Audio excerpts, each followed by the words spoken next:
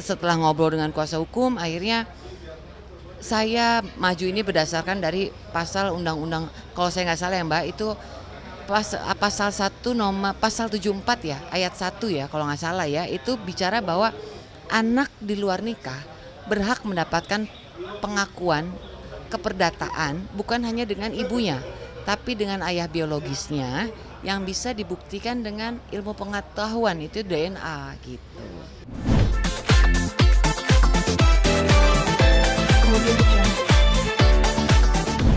Update, kita sudah ada 3 kali sidang mediasi, dan hasil dari mediasi terakhir tidak terjadi kesepakatan. Artinya mediasi deadlock Mbak. Mediasi deadlock, jadi kita lanjut ke pokok perkara sidang selanjutnya. Jadi sidang pertama masuknya nanti ya. Berarti artinya udah 2 kali. 3 kali sidang, sudah 3 kali sidang mediasi. Jadi begini, mediasi itu hakim ketua memberikan waktu tidak hanya 3 kali sebetulnya, tapi selama 30 hari masih dikasih kesempatan untuk berdamai secara kekeluargaan ya. Tapi tidak ada titik temu sampai dengan saat ini. Itu aja sih. Beliau kan tidak hadir. Tidak hadir. Tahu nggak sih kenapa alasannya nggak hadir? Eh, jadi waktu sidang kedua itu karena ada sakit, dikasih surat sakit sama pihak lawyernya. Nah, mediasi ketiga tidak hadir karena ada keperluan katanya, ada kegiatan apalah, kita nggak paham ya atau gitunya. Mbak ini menyangka nggak sih kalau sebenarnya dia mau nggak mau aja gitu hadir? Sebenarnya gini, mau atau tidak mau sebetulnya kan beliau sudah diwakilkan kuasa hukum. Jadi secara persidangan nggak ada masalah gitu kan. Tapi kalau dari pihak kita ada baiknya si pihak tergugat ini dihadirkan supaya lebih clear. Kenapa lebih clear? Kalau omongan saya atau yang sudah saya sampaikan ini tidak berdasar, kan bisa dibalikan ke saya. Saya bisa disubalik gitu kan. Silahkan aja, tinggal disampaikan ada pengakuan atau tidak. Gitu. Tapi sayangnya tidak pernah hadir sih. Nanti kemudian yang perkara akan digelar kapan? Tanggal 18 Agustus ini sidang kembali. Kita mempersiapkan ya seperti biasa lah ya, tiap kuasa hukum saya mempersiapkan dokumen-dokumen lah paling, karena kan itu hanya pembacaan gugatan materinya. Kita bahas sejauh dari persidangan. Oke. Masih banyak orang yang mempertanyakan kok sampai sekarang kayaknya masih pengen banget sih Rizky Nomo. Kenapa sih? Apa sih? Siapa yang mau Rizky Noel nih? Maksudnya dari Mbak. Sebetulnya dari kita supaya lebih clear, masalahnya cepat selesai gitu aja kan. Jadi tim kuasa hukum kita bilang bahwa kita ini seperti dikasih angin mediasi, bahwa pihak lawyernya yang baru bicara bahwa oke, kita masih terbuka untuk mediasi. Tapi di jawaban mediasi mediasi kedua dia bilang kita tidak mengerti ini, klien kita tidak mengerti ini masalah apa gitu kan. Oke. Mediasi ketiga jawabannya adalah Reski tidak mengakui adanya hubungan hukum sama saya. Gitu kan. Buat saya aneh, memang saya tidak ada hubungan hukum. Karena apa? Kalau saya ada hubungan hukum, saya akan larinya ke pengadilan agama, Mbak. Tapi saya karena ada satu kesalahan dari sebuah hubungan ini dan adanya anak, saya lari memperjuangkan hak anak saya ke pengadilan negeri ini bersama tim kuasa hukum saya gitu. Kalau flashback lagi. Iya. Kenapa baru sekarang muncul? Kenapa baru sekarang muncul, banyak ya pertanyaan kayak gini ya. Jadi saya pribadi kan punya masa lalu Mbak. Saya pribadi punya masa lalu yang ya cukup tidak baik lah gitu buat saya. Saya perlu berbenah diri, saya perlu healing, berdamai dengan diri saya. Dan triggernya tuh pada saat anak saya sudah mulai besar, dia sudah mulai menanyakan siapa ayahnya gitu kan. Teguran juga buat saya lah. Saya pikir Allah masih kasih kesempatan saya memperbaiki diri gitu kan. Saya harus sebagai seorang ibu lah, saya punya tanggung jawab untuk status anak saya ini. Itu sih dari saya. Apa sih yang bikin yakin ini harus diperjuangkan? Anak lahir ke dunia itu kan bersih ya Mbak. Artinya dia tidak ikut menanggung dosa kedua orang tuanya.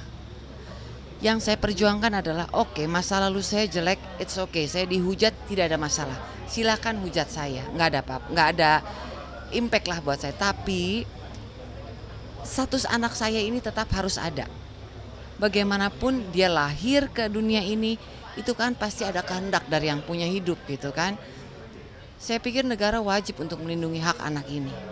Nah, berdasarkan setelah ngobrol dengan kuasa hukum, akhirnya saya maju ini berdasarkan dari pasal undang-undang, kalau saya nggak salah ya Mbak, itu pasal 1 nomor pasal 74 ya, ayat 1 ya kalau nggak salah ya, itu bicara bahwa anak di luar nikah berhak mendapatkan pengakuan keperdataan bukan hanya dengan ibunya, tapi dengan ayah biologisnya yang bisa dibuktikan dengan ilmu pengetahuan itu DNA gitu. Jadi berdasarkan, Undang-undang pernikahan yang sudah direvisi ya.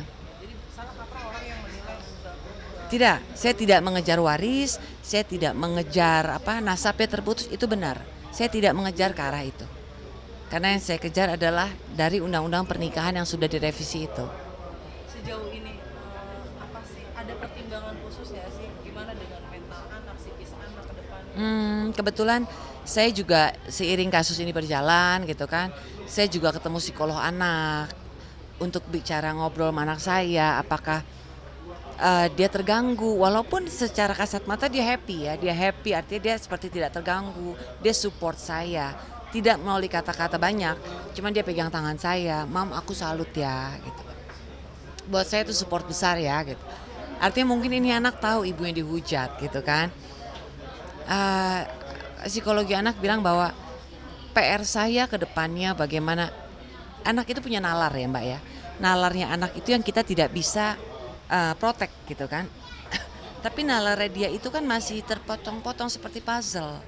PR saya ke depan untuk bagaimana supaya puzzle ini rapih di pikiran dia nantinya gitu loh. Nanti pada saat materi ini sudah sampai pas di umurnya lah gitu. Sempat ada terlintas kekhawatiran nggak sih, gimana dengan anak dan lingkungannya? Eh, Untungnya sekarang masih sekolah online ya gitu kan, tapi awal-awal kasus ini muncul kan anak saya ada foto yang tersebar di media, dia lagi di bangku sekolahannya. Nah, akhirnya saya inisiatif untuk telepon kepala sekolah gitu. Saya juga secara garis besar jelaskan dan minta proteksi dari pihak sekolah. Artinya jangan sampai nanti ada yang membuli secara tidak sengaja, namanya anak kecil kan, kita nggak tahu, tidak maksud atau saya lihat nama Keke nih atau gitu, atau dia lihat wajah Keke di media digital atau apa, kan kita menjaga itu. Sejauh ini sih proteksinya itu aja sih dari saya. Artinya udah dipikirkan matang-matang ya, gimana akhirnya anak bisa ikut muncul di media gitu. Gini, sudah ada pertimbangan-pertimbangan bahwa anak saya normal kok Mbak. Dia berhak mendapatkan kehidupan yang normal seperti anak-anak lainnya gitu loh. Walaupun orang tuanya terpisah nih dan bahkan belum diakui gitu kan. Saya pikir dengan penjelasan yang baik, dengan support saya, nanti kasih sayang saya, Keke bisa menerima ini dengan lebih baik lah. Bicara soal penjelasan, seperti apa sih menjelaskan? Rada sulit ya kalau bicara menjelaskan saat ini, saya hanya dengan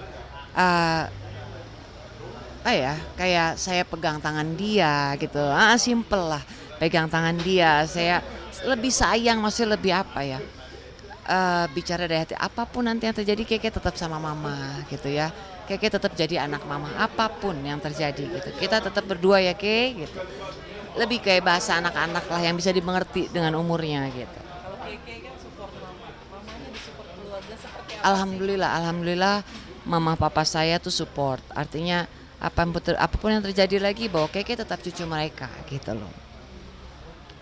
Kemudian ada kabar baru lagi nih, Ya. Bu ini sempat ada Heeh. sel-sel Mm-mm. Pesantren ya. pesantren ya. Nah, Kemudian gimana pada saat itu anak? Flashback gak apa ya? cerita nggak dikit apa-apa. ya. Jadi gini, memang ada saya pengusaha gitu ya. Dalam satu bisnis saya ada one prestasi di situ yang saya harus bisa bertanggung jawab. Pada saat itu yang saya bilang butuh healing waktu saya untuk membuka diri, membuka masalah ini ke publik karena tidak mudah Mbak. Anak-anak saat itu tinggal di kos-kosan. Anak saya 2 tinggal di kos-kosan, mereka berdua perempuan dan ibunya lagi pesantren. Itu satu momen yang bikin saya rada sedih lah itu di situ. Dan hebatnya lagi buat anak saya yang pertama, Kebetulan umurnya jauh sama Keke. Setiap hari jam 6 pagi dia sudah ada di gerbang pesantren penjara buat nengokin saya. Itu luar biasa buat saya. Nengokin. Nengokin saya. Karena kan anak-anak biasanya ikut saya terus. Dengan saya kepisah dipaksa begitu kan buat mereka juga shock ya. Keke mungkin masih kecil saat itu, tapi yang besar kan sudah mulai mengerti gitu. Dia datang setiap pagi udah standby di gerbang untuk ketemu saya. Karena Mbak mungkin tahu sendiri ya prosedur untuk nengokin kan tidak gampang. Harus ada laporan ketua RT segala macam dan dia jalanin itu. Jadi kalau bicara anak saya akan berjuang. Saya akan berjuang karena mereka pun mendampingi saya saat cuman mereka yang ada pada saat saya susah, senang, mereka ada. Apa sih yang diharapkan pada saat itu? Apa sosok Reski datang? Sebetulnya lebih ke ya Reski tahu masalah itu. Reski sangat tahu kok. Reski sangat tahu dan waktu itu saya mengharapkannya gini ya, walaupun sudah tidak ada hubungan dengan saya, paling tidak pada saat saya lagi kondisi seperti itu, dia tengokin anaknya. Dia lebih aware harusnya, karena dia tahu. Dan pada zaman waktu Keke masih kecil pun mungkin pernyataan Reski, pengakuan dari dia tidak ada. Tapi tindakan dan perbuatannya itu buat saya itu adalah pengakuan. Karena apa? Dia rajin kok, dia bawa Keke pergi gitu kan.